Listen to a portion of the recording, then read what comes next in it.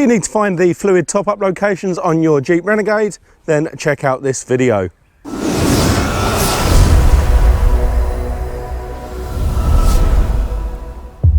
Hi there guys, welcome to another Ross Perry Productions video, and welcome to another video on my 2015 Jeep Renegade. In this video I'm going to be showing you where each of the day-to-day fluid top-ups are, and by day-to-day I mean the ones that we're going to check on a regular basis, not things like the transmission oil. So these fluids will include the engine oil, the washer fluid, the coolant, and also the brake fluid. And I'll point out something about the steering as well on the car. So obviously to do this we're going to need to go under the bonnet, and to do that we're just going to go into the driver's side of the vehicle and pull this lever here. And once you've done that, we're just going to pop our hand in just below the Jeep badge there and push that lever to the left. Now you'll notice that my bonnet's actually gone up automatically, and that's because I've upgraded to these automatic gas struts. And if you're interested in doing the same, you might want to check out my video on installing those. But if you don't have those, you're just going to use this bonnet stay and pop it into that hole there. With your bonnet safe and secure, we can now start to have a look around the engine bay. So first off, we'll start over the right hand side when looking from the front of the car, and this is where we find our windscreen washer top up. So you can fill this one all the way up to the top, and I do recommend that you use the concentrate or dilution solution that you can get from any auto store.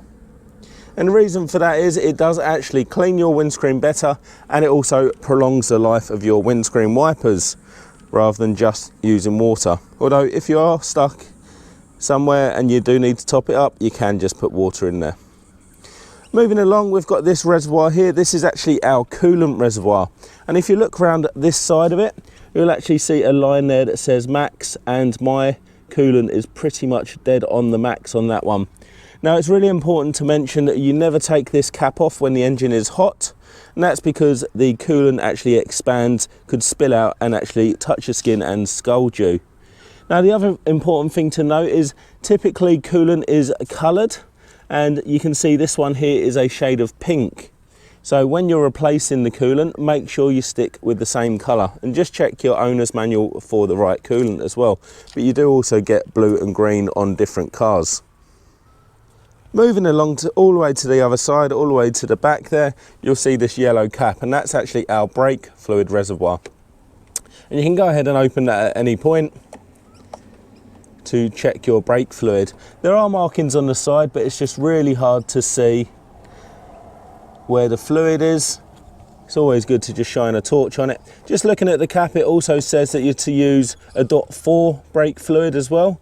And just make sure that you always stick with a similar brand to what you've used before. It's not super important, it's just something that I like to do.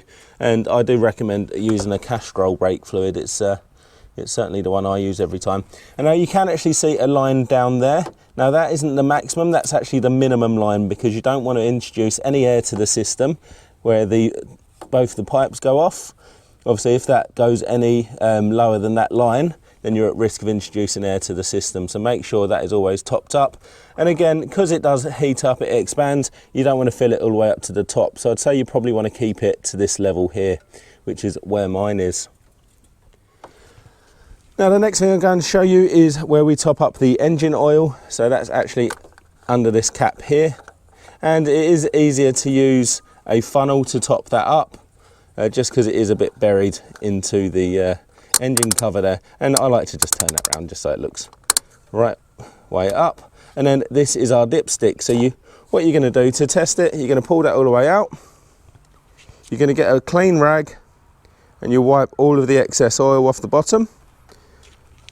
And we're going to go ahead, pop that all the way back down, leave it for a couple of seconds, and then pull it out again. And you'll notice there's a little marking on the bottom there. See that hatched area? We want to make sure that the oil is closer to the top of the hatch like mine is, rather than the bottom. If it's near the bottom, then obviously you need to top it up.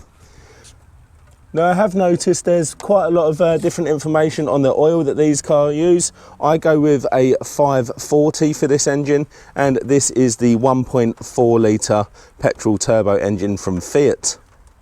Now with the power steering, it's actually electric power steering on this car, so you're not going to see a power steering fluid reservoir. So a lot of newer cars are going that way, especially smaller cars, just for your interest. So there you go, a nice, quick, easy video for you today. I hope that helped some of you. If it did, go ahead, give me the thumbs up, leave me a comment down below, check out some of my other videos and subscribe to my channel.